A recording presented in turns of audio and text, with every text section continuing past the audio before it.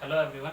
आज हम पढ़ेंगे स्टैंडिंग वेव के बारे में। स्टैंडिंग वेव मतलब जो स्टेशनरी वेव हो, ये स्टैंडिंग वेव भी बोल सकते हैं, स्टेशनरी वेव भी बोल सकते हैं। और जो प्रोपोगेट नहीं करती हो, प्रोग्रेसिव वेव नहीं हो, नॉन प्रोग्रेसिव वेव बोलते हैं इसको। होता क्या है, standing wave is obtained due to superposition of two waves travelling with same speed in opposite directions along same line. अगर दो वेव जा रही है एक इस तरह से और दोनों का ऑपोजिट डायरेक्शन में हो दोनों, और एक ही लाइन के अलॉन्ग हो, और क्या उसकी नीड है, so is obtain due to the superposition of two waves travelling with same speed से ट्रैवल कर रही हो, सेम स्पीड से ट्रैवल कर रही हो। तो जो रिजल्टिंग इंटरफेरेंस होगा, इंटरफेरेंस की वजह से जो वेव बनेगी उसको हम स्टैंडिंग वेव बोलते हैं, या स्टेशनरी वेव बोलते हैं, या नॉन प्रोग्रेसिव वेव बोलते हैं। These are also called non progressive waves और stationary waves. Suppose two sine waves of equal amplitude, मानते हैं कि दो इक्वल एम्पलीट्यूड की साइन वेव्स है, एंड फ्रीक्वेंसी सेम है, propagate on long string in opposite direction. एक लॉन्ग स्ट्रिंग है बांध रखा है, और दोनों एंड से एक एक वेव हमने भेजी ऑपोजिट डायरेक्शन में। सेम मीडियम है, फ्रीक्वेंसी सेम है, और ऑपोजिट डायरेक्शन में भेजा है, अलॉन्ग द सेम लाइन भेजा है in opposite directions. The equations of the two waves are given by, एक इक्वेशन मान लेते हैं y1 is equal to amplitude same था a sin omega T minus के एक्स, ये पॉजिटिव एक्स एक्सिस की तरफ जा रही है, और दूसरा y2 is equal to a sin omega T plus के एक्स प्लस 5। मान लेते हैं उनका फेज डिफरेंस कुछ है, इनिशियल फेज कुछ था, तो ये पॉजिटिव डायरेक्शन में जा रही है ये वाली, और ये नेगेटिव डायरेक्शन में जा रही है, क्लियरली दिख रहा है। इतना नोट करेंगे। होता क्या है अभी हम देखते हैं।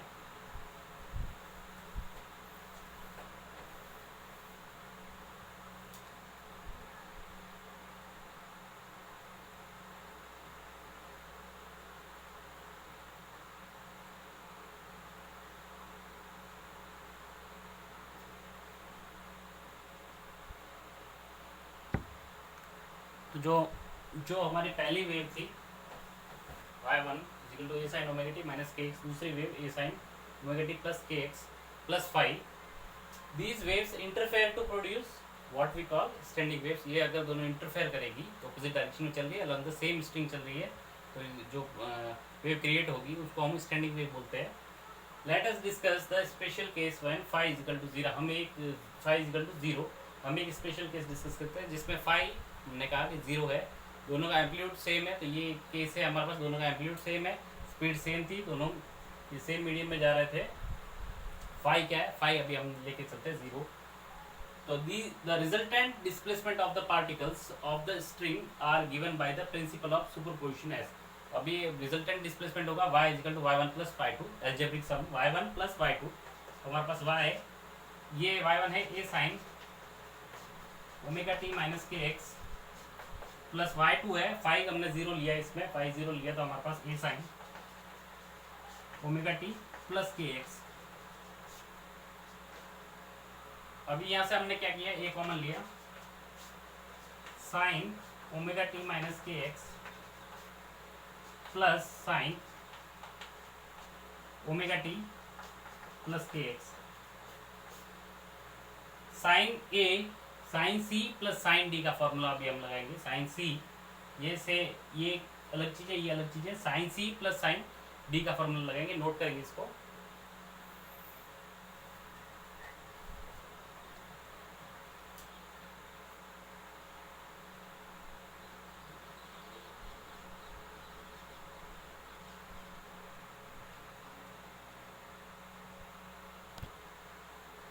तो अब हम sine C plus sine D का फॉर्मूला लगाते हैं, इसको मैं इसको आगे लिख लेता हूँ, इसको पीछे लिख लेता हूँ, कोई फर्क नहीं पड़ता। A sine omega T plus के x plus sine omega T minus के x, sine C plus sine D का फॉर्मूला होता है 2 sine C plus D by 2 into sine into sorry cos C minus D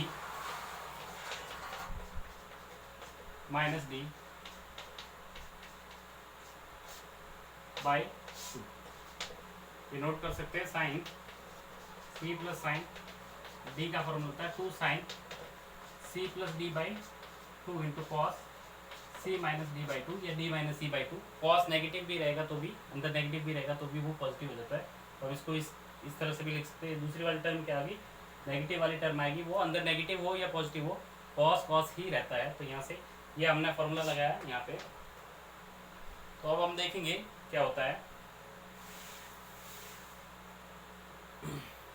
यहाँ से के x cut गया, omega T 2 omega T, और नीचे 2 है तो ओमेगा टी बच गया। तो हमारे पास 2a, ये 2 आगे आया, a साइन ओमेगा टी बच गया। यहाँ से omega T to omega T cancel हो गया, 2kx बाई 2, तो kx हो गया cos kx।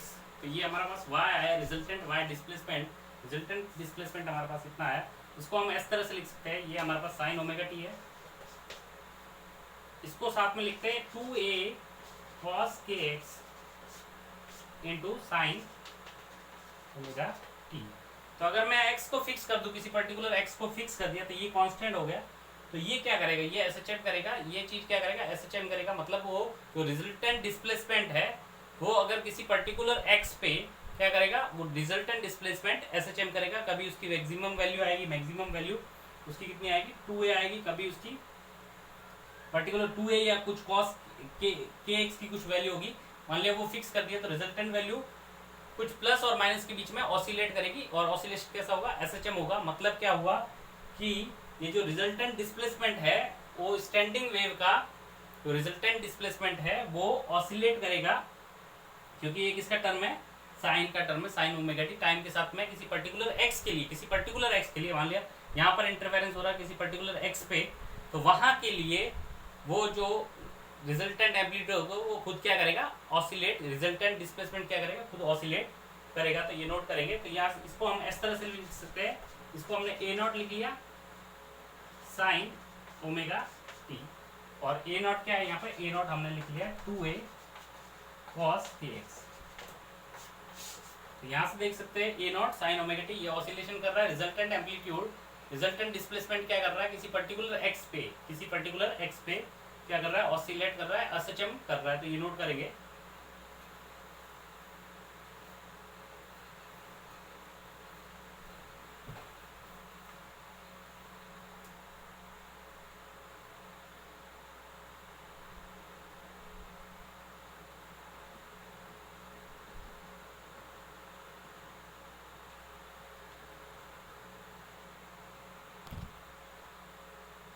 तो अभी जो हमने इक्वेशन एक ऑब्टेन किया है y equal to 2a cos kx sin omega t, अभी हम देखते हैं, let us check if it is solution of linear wave equation. Linear wave equation ये होती है, इसका सॉल्यूशन है और नॉट।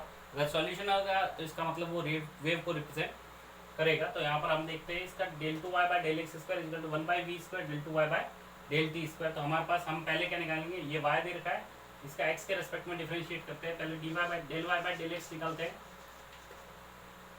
x के रेस्पेक्ट में डिफरेंशिएट करना है। तो 2a साइन ओमेगा टी को कांस्टेंट माना, और cos का डिफरेंशिएशन माइनस साइन kx, और अंदर गए kx का डिफरेंशिएशन k। तो हमारे पास कितना बना, -2ak sine omega t sine kx। ये हमारे पास del Y by del x आया। एक बार और डिफरेंशिएट करते हैं, del two Y by del x square, x के रिस्पेक्ट में डिफरेंशिएट किया तो कांस्टेंट वाली चीज़ें ये रही, -2ak sine omega t, partial differentiation है एक्स के रिस्पेक्ट में, एक्स के रिस्पेक्ट में डिफरेंशिएशन हमारे पास ये रहा साइन kx, साइन kx हमारे पास साइन kx का डिफरेंशिएशन cos kx इनटू अंदर कैसे, तो अंदर हमें ये मिला kx का x के रिस्पेक्ट में डिफरेंशिएशन k हो गया। तो हमारे पास कितना हो गया, -2ak square -2ak square sine omega t into cos kx। तो हमारे पास del two Y by del x square ये मिला, इसको हमने फर्स्ट इक्वेशन बोला। तो ये नोट करेंगे। अभी हम दूसरा निकालेंगे, del two Y by del T square. क्या इस तरह की इक्वेशन कुछ बनता है, तो नोट करेंगे, जस्ट हम चेक कर रहे हैं।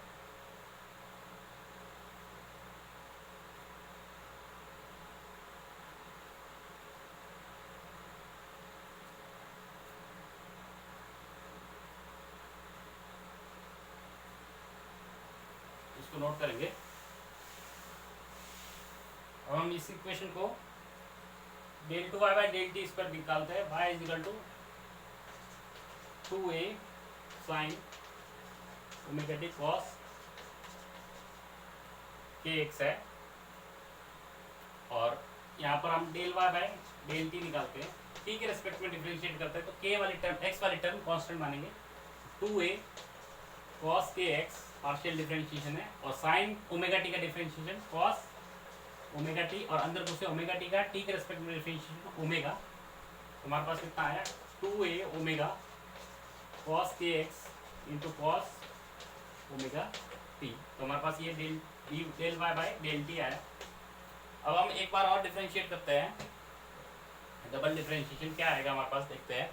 Del two Y by del T square, इसका एक बार और डिफरेंशिएट किया टी के रिस्पेक्ट में, तो 2a ओमेगा कॉस के एक्स, ये कांस्टेंट है, कॉस का differentiation minus sign omega T, और ओमेगा का डिफरेंशिएशन टी के रिस्पेक्ट में, ओमेगा टी का डिफरेंशिएशन टी के रिस्पेक्ट में ओमेगा आएगा हमारे पास। तो हमारे पास कितना बन गया, हमारे पास minus 2a omega square cos के एक्स साइन ओमेगा, ये हमारे पास del two Y by del T square आ गया। इसको इक्वेशन हमने 2 बोला, तो ये नोट करेंगे। अभी हम ये इक्वेशन को दूसरे से डिवाइड कर देंगे, तो कहीं ना कहीं पता चल रहा है कि उस तरह का इक्वेशन कुछ बन रहा है। नोट करेंगे पहले।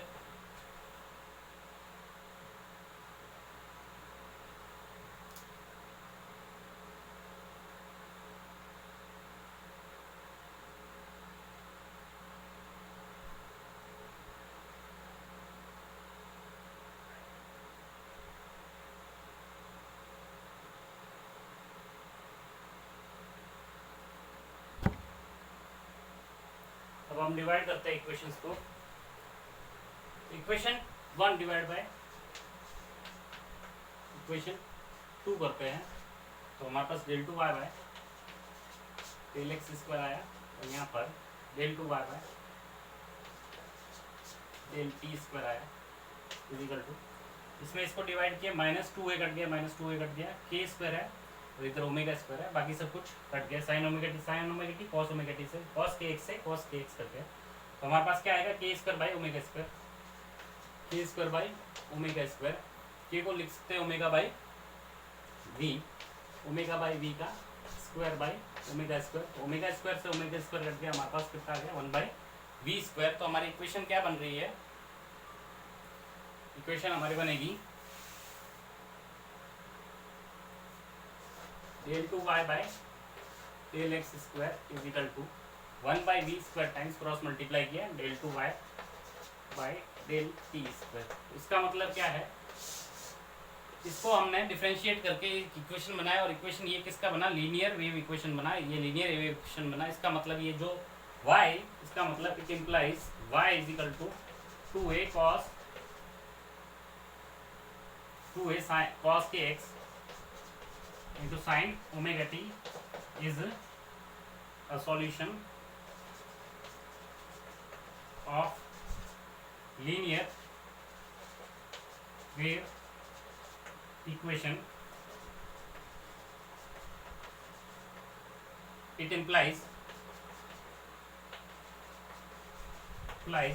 that this ये equation है, this represents this is the equation. It implies that the equation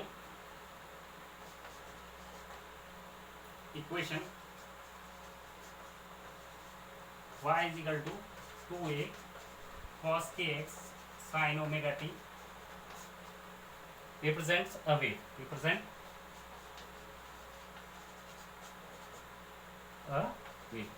तो ये एक वेव को रिप्रेजेंट करेगा। तो ये नोट करेंगे, हमारे पास ये वेव को रिप्रेजेंट कर रहा है, क्योंकि लीनियर वेव इक्वेशन को सेटिस्फाई कर रहा है, उसका एक सॉल्यूशन है। लेकिन ये किस तरह का है, ये हमारे पास के एक्स की टर्म अलग है, साइन ओमेगा टी की टर्म अलग है।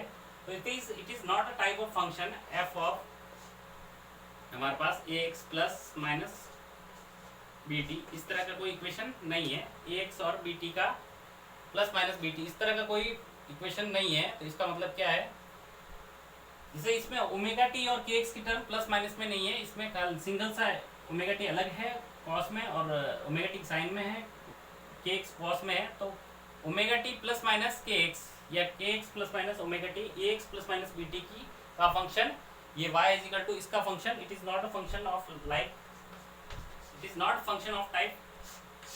तो हम नोट करेंगे साइड में as it is not function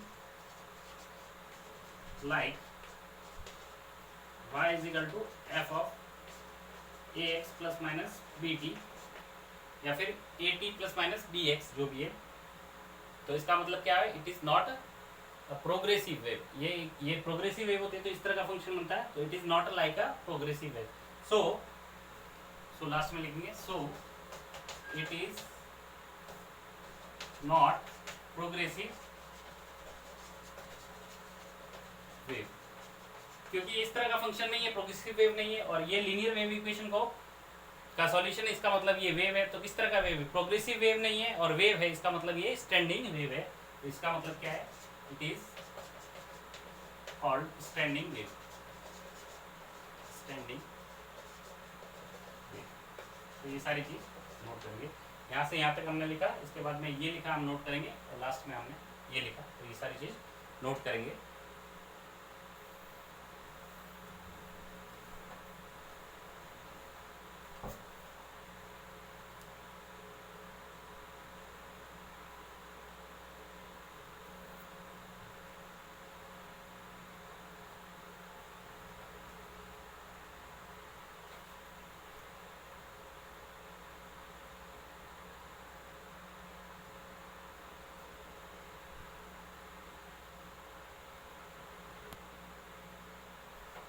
एक चीज नोट करेंगे यहाँ पे, y is equal to 2a cos के x plus sorry into omega sine omega T.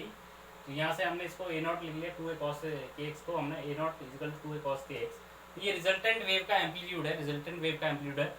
जो रिजल्टेंट वेव का एम्पलीट्यूड है 2a cos के एक्स, किस पे डिपेंड कर रहा है, x पे डिपेंड कर रहा है, टाइम पे डिपेंड नहीं कर रहा है। तो x पे डिपेंड कर रहा है, जैसे जैसे x चेंज होगा, x चेंज कैसे होगा, x जैसे यहाँ वाला पॉइंट और अलग वाला दूसरा वाला पॉइंट, तो दोनों के लिए अलग अलग होगा। तो एम्पलीट्यूड हर पॉइंट पे सेम नहीं है, हर पॉइंट पे सेम नहीं है, हर पॉइंट पे चेंज हो रहा है। कैसे, एक्स की पोजीशन के साथ साथ चेंज हो रहा है। तो कितनी डिस्टेंस पे पॉइंट्स है, उन पे अलग अलग पॉइंट्स पे अलग अलग एम्पलीट्यूड होगा। तो हमारे पास ये कहेंगे, the amplitude of the resultant wave a nought is equal to 2a cos के x is not same for all points of the medium. हर पॉइंट पे सेम नहीं है, but varies periodically with position. ये पीरियोडिकली विथ पोजिशन, ये cos का function है, cos periodic function होता है। तो पीरियोडिकली वेरी कर रहा है एक्स के साथ with position, but not with time. Time के साथ में वेरी नहीं कर रहा है, टाइम के साथ में ये फिक्स है।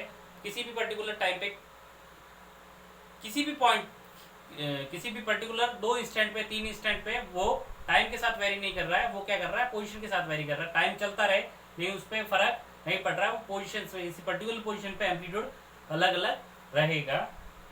तो टाइम के साथ it does not depend on the periodically on time, not with time as in case of beats. Beats हम पढ़ेंगे साउंड वेव्स में, उसमें अलग से बताया जाएगा। तो अभी तक ये चीज़ हम नोट करेंगे, जहाँ पर साउंड वेव्स पढ़ेंगे तो उसके बाद में हम बीट्स की बात करते हैं, तो ये नोट करेंगे।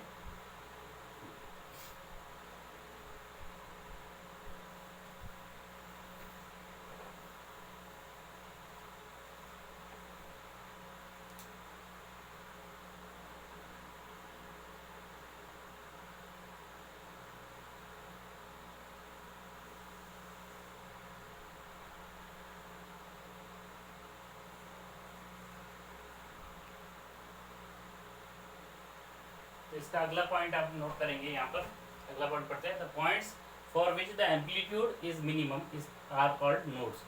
जहाँ पर ये एम्पलीट्यूड है, amplitude a nought is equal to 2a cos के एक्स, ये मिनिमम हो, उनको हम बोलते हैं, उन पॉइंट्स को बोलते हैं नोड बोलते हैं। मिनिमम एम्पलीट्यूड कितना हो सकता है, ये नेगेटिव हो सकता है, लेकिन उसमें एम्पलीट्यूड की बात हो रही है तो एम्पलीट्यूड क्या होगा, पॉजिटिव नेगेटिव। तो कुछ माना जाता है पॉजिटिव एम्पलीट्यूड और नेगेटिव एम्पलीट्यूड। पॉजिटिव नेगेटिव के बीच में जो मिनिमम होता है वो कितना होता है, 0 होता है। इसका मतलब जो पॉइंट्स का एम्पलीट्यूड जीरो हो उनको हम बोलेंगे नोड्स बोलेंगे। तो इसका मतलब ये एम्पलीट्यूड कितना हो जाए, जीरो हो जाए, ये जीरो हो जाए, इसका मतलब कॉस के एक्स कितना हो जाए, कॉस के एक्स कितना हो जाए, जीरो हो जाए। कॉस के एक्स जीरो कब होगा, जब के एक्स की वैल्यू 90 होगी, 90 का मल्टीपल होगा, π/2 का मल्टीपल होगा। तो हम कह सकते हैं 2 n odd multiple of π/2, odd multiple of π/2 हो जाए। तो अगर ये के एक्स कितने के बराबर हो जाए, ऑड मल्टीपल ऑफ π/2 हो जाए, तो π/2 हो जाए, 3π/2 हो जाए, 5π/2 हो जाए, 7π/2 हो जाए, तो वहाँ पर हम उसको क्या बोलेंगे, नोड बोलेंगे। तो यहाँ से यार एन हमने बोल दिया, मान लेते हैं एन हमने पॉजिटिव इंटीजर बोल दिया, तो एन यहाँ पर पॉजिटिव इंटीजर है, तो हमारे पास नोड क्या हो गया, नोड में के एक्स किसके 2n + 1 π/2, π/2 का ऑड मल्टीपल होगा। यहाँ से के इसको लिख सकते हैं 2, के को लिख सकते हैं 2π/λ into x is equal to 2n + 1 π/2। तो यहाँ से 2 पाई से पाई कट गया, तो x की वैल्यू आ रही है हमारे पास, पाई से पाई कैंसिल हुआ, x की वैल्यू आ रही है λ/4, 2 नीचे चला गया, λ/4 2n + 1। तो ये x की वैल्यू आई। तो यहाँ पर नोड्स बनेंगे, n 0 रखने पे λ/4 पे बनेगा, n 1 रखने पे 3 λ/4 पे बनेगा। तो नोड्स आर एट, तो 0 रख देंगे, n 0 रखें, 1 रखेंगे, 2 रखेंगे, 3 रखेंगे, तो हमारे पास क्या बन रहा है, x इज इक्वल टू λ/4 बन रहा है। 1 रखने पे 1 और 1 इंटू 2, 2 हो गया, 2 + 1 3 λ/4, 3 λ/4, फिर 5 λ/4, 7 λ/4। तो इतनी डिस्टेंस पे क्या हो रहा है, नोड बन रहा है, λ/2 λ/4, 3 λ/4, 5 λ/4। तो इन दोनों के बीच में जो डिफरेंस आ रहा है, तो कितने का डिफरेंस आ रहा है ये हम देखेंगे, तो इसको नोट करेंगे अभी।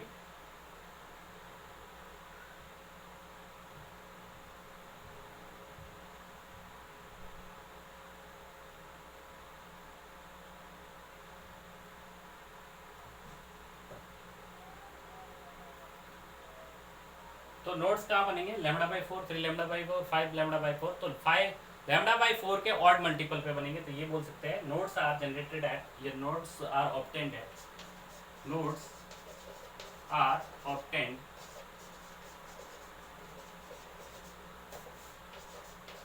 Eight odd multiple of λ/4, odd multiple of λ/4, जैसे λ/4, 1 λ/4, 3 λ/4, 5 λ/4, 7 λ/4। इस तरह से हमारे पास नोड जनरेट होंगे। और दो नोड्स के बीच के, यहाँ पर भी नोड है, यहाँ पर भी नोड है, दोनों नोड्स के बीच की डिस्टेंस या फिर इन दोनों के बीच की डिस्टेंस, इन दोनों के बीच की डिस्टेंस कितना आ रहा है, इन दोनों के बीच की डिस्टेंस बोल रहे हैं हम 3 λ/4 से 1 λ/4 गया, तो हमारे पास 3 λ/4 माइनस λ/4, तो कितना हुआ 2 λ/4, इसका मतलब λ/2। तो इन दोनों के बीच की स्पेसिंग कितनी है, λ/2 है, λ/2 का इक्वल स्पेसिंग पे नोड्स बनेंगे हर एक पे। इन दोनों के बीच का भी डिस्टेंस कितना है, λ/2, इन दोनों के बीच का डिस्टेंस। तो λ/2 के डिस्टेंस स्पेसिंग पे नोड्स बनेंगे, और हर बनेगा कैसे, एक λ/4 पे, 3 λ/4 पे, 5 λ/4 पे। इसका फिगर मैं बनाता हूँ, आप ये नोट करेंगे। ऐसे पॉइंट्स जहाँ पर एम्पलीट्यूड कितना हो, जीरो हो, मिनिमम हो, उनको हम पॉइंट्स को नोड्स बोलते हैं। तो उनका एम्पलीट्यूड कितना रहेगा, हमेशा टाइम के साथ वैसे ही वेरी नहीं कर रहा है, और एक्स की पोजीशन के साथ वेरी करा रहा है। एक्स पोजीशन पर्टिकुलर के लिए हमने क्या कर दिया है, उनका एम्पलीट्यूड जीरो करा दिया। तो वो एक्स कौन सी वैल्यूज है, एक्स की वैल्यूज है λ/4 पे, 3 λ/4 पे, 5 λ/4 पे, 7 λ/4 पे, 9 λ/4 पे। तो ये पॉइंट्स क्या रहेंगे, हमेशा नोड्स बने रहेंगे, ये हमेशा इनका एम्पलीट्यूड कितना रहेगा, जीरो रहेगा। तो ये नोट करेंगे।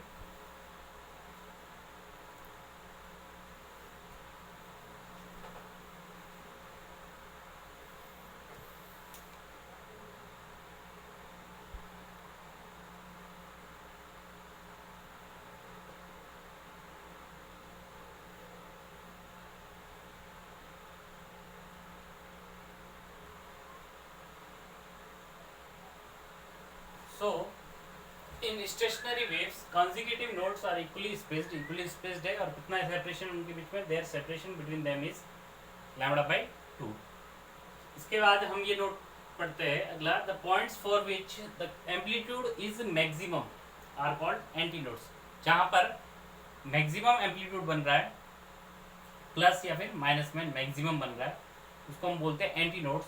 तो ये जो हमारा एम्पलीट्यूड है a naught equal to 2a cos kx, ये प्लस 2a बन जाए, कॉस की मैक्सिमम वैल्यू 1 होती है, फिर -1 तो 2a हो जाए या फिर -2 हो जाए, मतलब उसकी मीन पोजीशन से मैक्सिमम डिस्प्लेसमेंट 2a या फिर -2a पे हो। तो इसका मतलब ये कितना होना चाहिए, इसका एम्पलीट्यूड का जो मैग्नीट्यूड है, एम्पलीट्यूड का मैग्नीट्यूड मैक्सिमम होना चाहिए। इसका मतलब ये एम्पलीट्यूड ये जो है उसकी वैल्यू क्या होनी चाहिए, मैक्सिमम, या फिर उसका मैग्नीट्यूड क्या होना चाहिए, मैक्सिमम, इनका मैग्नीट्यूड मैक्सिमम होना चाहिए। इसका मतलब cos kx की वैल्यू कितनी होनी चाहिए, +1 भी हो सकती है या फिर -1 भी हो सकती है। +1 मतलब ऊपर है और नीचे, -1 मतलब नीचे है एंड ट्रफ बनेगा, और +1 मतलब क्रेस्ट बनेगा। तो हमारे पास cos kx की वैल्यू कितनी होनी चाहिए, +-1 होनी चाहिए। cos kx की वैल्यू +-1 होनी चाहिए, तो इसके लिए kx की वैल्यू कितनी होनी चाहिए, kx की वैल्यू 0 हो सकती है, पाई हो सकती है, 2 पाई हो सकती है, 3 पाई हो सकती है। तो हमारे पास ये, इसका मतलब क्या हुआ, ये पाई का कोई भी मल्टीपल है n पाई। यार n क्या ले लिया हमने, n belongs to z, positive integer ले लिया, तो हमारे पास n पाई हो जाएगा, kx की वैल्यू n पाई, k की value 2 pi by lambda into x. तो यहाँ से पाई काटा, तो हमारे पास जो x की वैल्यू आई है, मैं यहाँ पे लिख लेता हूँ, x की value lambda by n, lambda by 2, n रहेगा, पाई से पाई कट जाएगा, लैम्डा ऊपर गया, n लैम्डा बाई 2, तो x की वैल्यू n लैम्डा बाई 2 है। n की वैल्यू 0 रखे तो x इक्वल टू 0, n की वैल्यू 1 रखे तो लैम्डा बाई 2, n की वैल्यू 2 रखे तो लैम्डा 3 लैम्डा बाई 2, 2 लैम्डा। इसका मतलब एंटी नोड्स कहाँ बनेंगे, anti nodes are formed at 0 lambda by 2 lambda 3 lambda by 2, 2 lambda. इन दोनों के बीच का डिफरेंस, इनका दोनों के बीच का सेपरेशन कितना है, 0 से लैम्डा बाई 2 कितना, लैम्डा बाई 2। इन दोनों के बीच का सेपरेशन कितना है, लैम्डा बाई 2। इन दोनों का सेपरेशन कितना है, लैम्डा बाई 2। इन दोनों का सेपरेशन कितना है, लैम्डा बाई 2। तो हम ये लिख सकते हैं, in stationary waves consecutive anti nodes are equally spaced and their separation is lambda by 2। तो एंटी नोड्स के लिए भी लैम्डा बाई 2 का सेपरेशन है, और सारे के सारे एंटी नोड्स इक्वली स्पेस्ड है। तो ये नोट करेंगे, इसके बाद ये स्टेटमेंट लिखते हैं।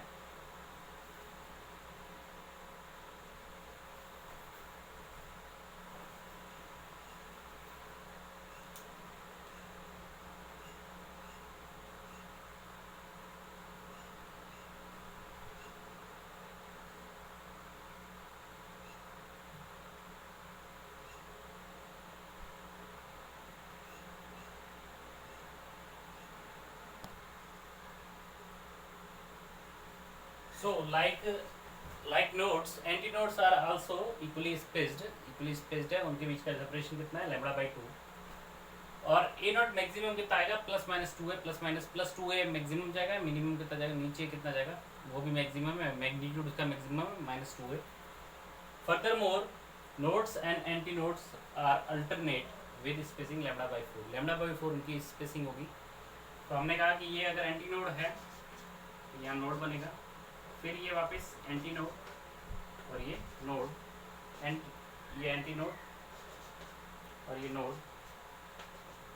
Anti node node anti node node, इस तरह से बनेगा। एंटी नोड और नोड के बीच की स्पेसिंग होगी। तो मान लेते हैं ये x इक्वल टू 0 पे हमने क्या बना, एंटी नोड बना x इक्वल टू 0 पे। तो ये लैम्डा बाई 4 पे, फिर ये लैम्डा बाई 2, ये 3 लैम्डा बाई 4, ये 5 लैम्डा बाई 4, ये 7 लैम्डा बाई 4, ये 9 लैम्डा बाई 4 और ये 11 लैम्डा बाई। तो ये नोड्स बने, और anti nodes lambda 0 lambda by 2, फिर लैम्डा, फिर 3 लैम्डा बाई 2, फिर 2 लैम्डा, इस तरह से 5 लैम्डा बाई 2, 5 लैम्डा बाई 2, और उसके बाद में यहाँ पे 3 लैम्डा। तो इन दोनों का सेपरेशन कितना है, लैम्डा बाई 4। तो नोड और एंटी नोड के बीच में सेपरेशन लैम्डा बाई 4 है। एक नोड और दूसरे नोड के बीच का सेपरेशन लैम्डा बाई 2, एक एंटी नोड और दूसरे एंटी नोड के बीच का सेपरेशन लैम्डा बाई 2 है, एक नोड और एंटी नोड के बीच का सेपरेशन लैम्डा बाई 4 है। नोड और एंटी नोड इक्वल स्पेसिंग में बनेंगे। ये जो नोड्स रहेंगे इनका एम्पलीट्यूड हमेशा 0 रहेगा, मतलब ये फिक्स्ड पॉइंट्स रहेंगे। स्ट्रिंग्स में कुछ फिक्स पॉइंट होंगे जहाँ पर स्ट्रिंग से दोनों तरफ से अगर हमने वेव जनरेट की इक्वल ऑपोजिट डायरेक्शन में तो स्टेशनरी वेव जनरेट होगी, और कुछ पॉइंट्स ऐसे रहेंगे जिनका डिस्प्लेसमेंट हमेशा 0 रहेगा, उनको हम बोलते हैं नोड्स बोलते हैं। तो ये नोट करेंगे हम।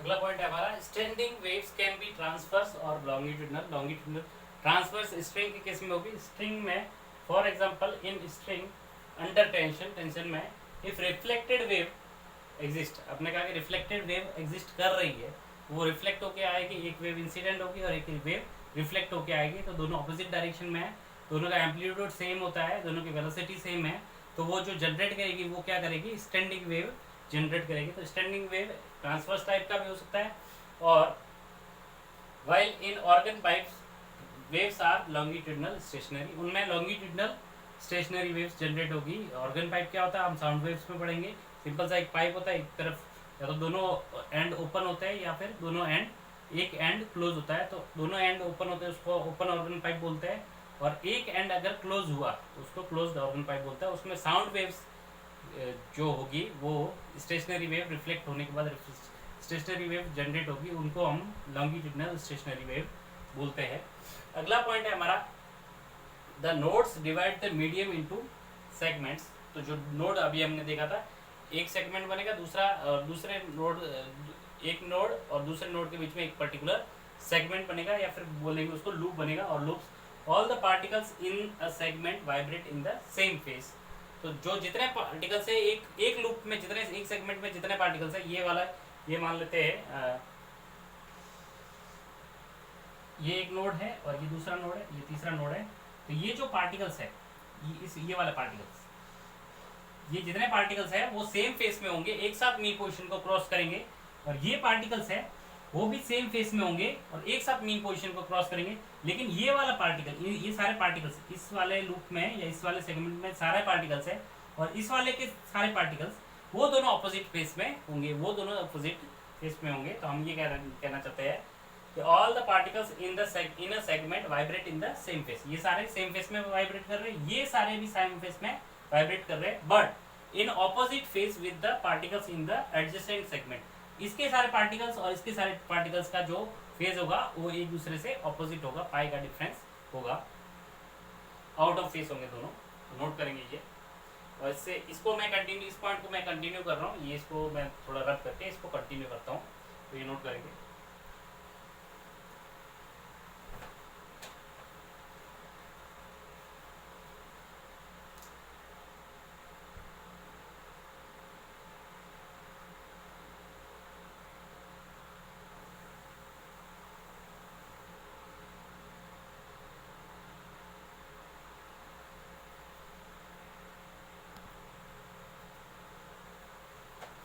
इसी को कंटिन्यू करते हैं पॉइंट को।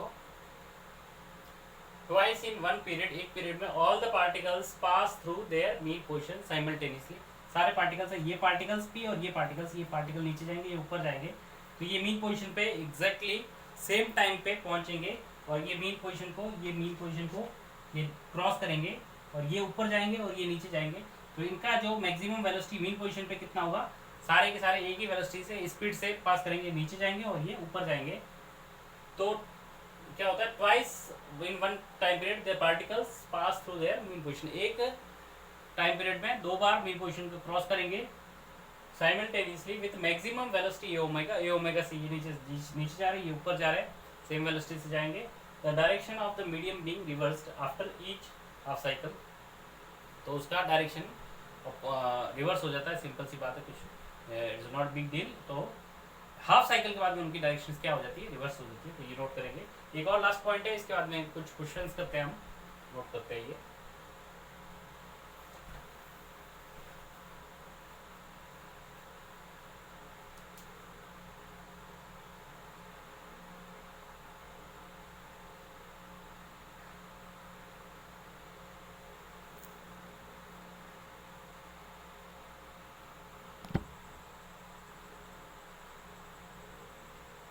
एक लास्ट पॉइंट अब हम नोट करेंगे।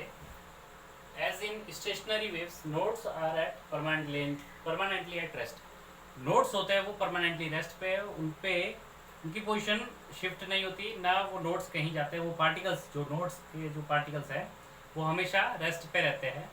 इसकी वजह से क्या होता है, सो known energies can be transmitted across them. तो उनसे एनर्जी ट्रांसमिट नहीं होगी, वो जैसे कुछ भी एनर्जी है एक सेगमेंट में तो उस सेगमेंट में ही बनी रहेगी, दूसरे सेगमेंट में नहीं जाएगी, क्योंकि बीच में नोड्स आ रहे हैं, एक सेगमेंट और दूसरे सेगमेंट के बीच में नोड्स आ रहे हैं।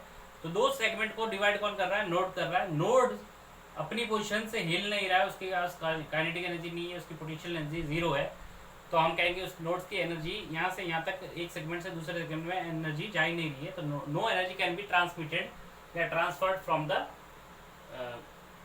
Across the nodes, that is energy of one region segment is confined in that region. तो एक सेगमेंट की जो एनर्जी होगी उसी सेगमेंट में बनी रहेगी।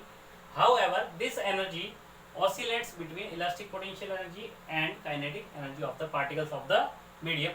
जैसे एक सेगमेंट की एनर्जी है, ये सेगमेंट है, पहले हाईएस्ट पे गया, फिर ये मीन पोजीशन पे आया, उसके बाद में लोएस्ट पे गया, फिर वापस मीन पोजीशन पे आया, फिर वापस हाईएस्ट पे गया। तो ये इस पर्टिकुलर सेगमेंट के पार्टिकल्स क्या कर रहे हैं, तो ऑसिलेट कर रहे हैं, और उनका वो एक्सट्रीम पोजीशन से मीन पोजीशन फिर वापस एक्सट्रीम पोजीशन पे जा रहे हैं।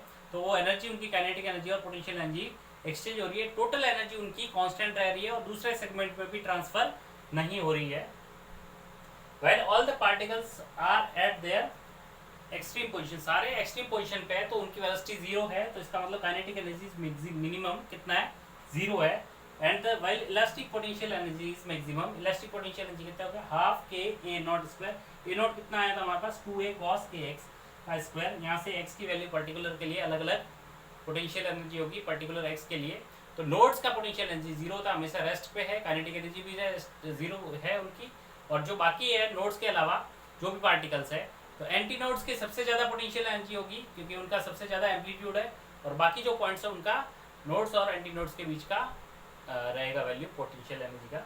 ये नोट करेंगे, इसको थोड़ा सा कंटिन्यू करते हैं, इसी पॉइंट को थोड़ा सा कंटिन्यू करते हैं, लिखते हैं आगे, ये नोट करेंगे।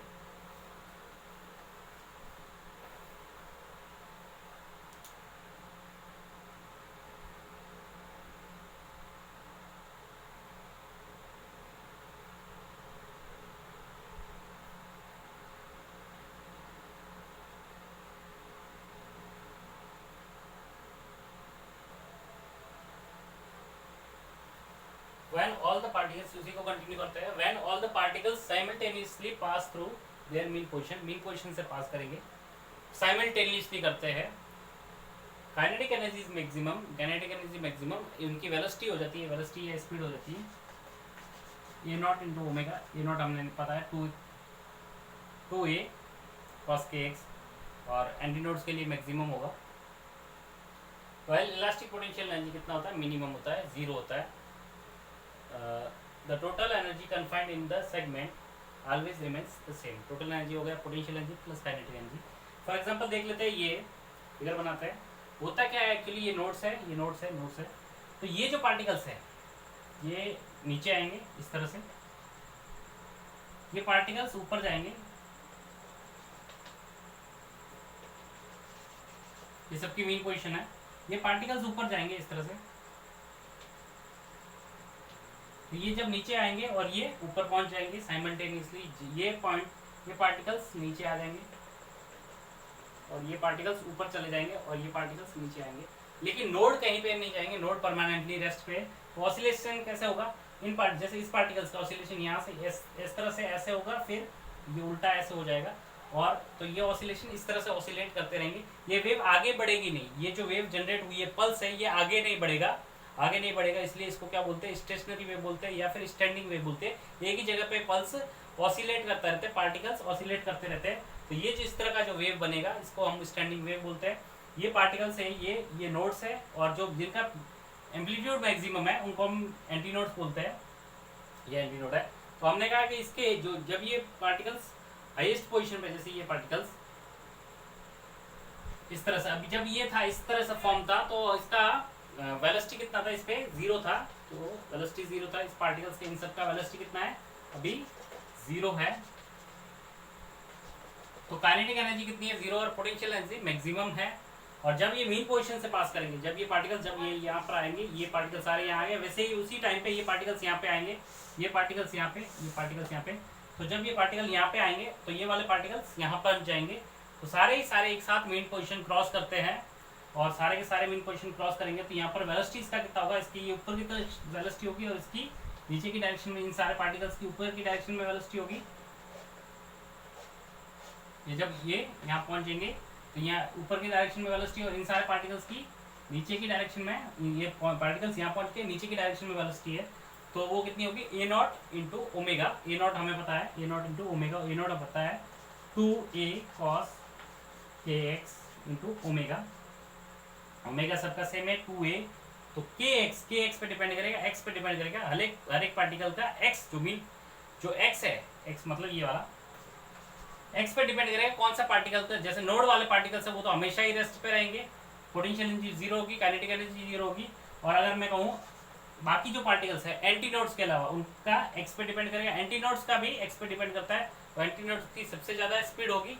और ये जो पार्टिकल्स है, जैसे ये पार्टिकल्स, इस पार्टिकल और इस पार्टिकल की बात करें तो ये तो एंटी नोड है, तो इसका स्पीड तो सबसे ज़्यादा होगा। यहाँ पर कितना रखेंगे, cos के x की वैल्यू 1 रखेंगे, 2a ओमेगा हो जाएगा। लेकिन ये पार्टिकल है, इसकी पर्टिकुलर x नोड भी नहीं है, एंटी नोड भी नहीं है, तो इसका कुछ वेलोसिटी होगा, तो उसका कुछ वेलोसिटी हम निकाल सकते हैं, उसकी काइनेटिक एनर्जी निकाल सकते हैं। लेकिन टोटल एनर्जी इसी स्पेस में ऑसिलेट होगी। ये जो सेगमेंट बना, ये जो सेगमेंट बना, ये जो सेगमेंट बना, ये सेगमेंट, ये सेगमेंट, तो हमने कहा कि नोड्स लूप्स में बांटता है या सेगमेंट में बांटता है, और एक सेगमेंट की एनर्जी दूसरे सेगमेंट में नहीं जाती, एक ही सेगमेंट में कन्फाइंड रहती है, ऑसिलेट करती है। इस तरह से ये चीज़ हम नोट करेंगे।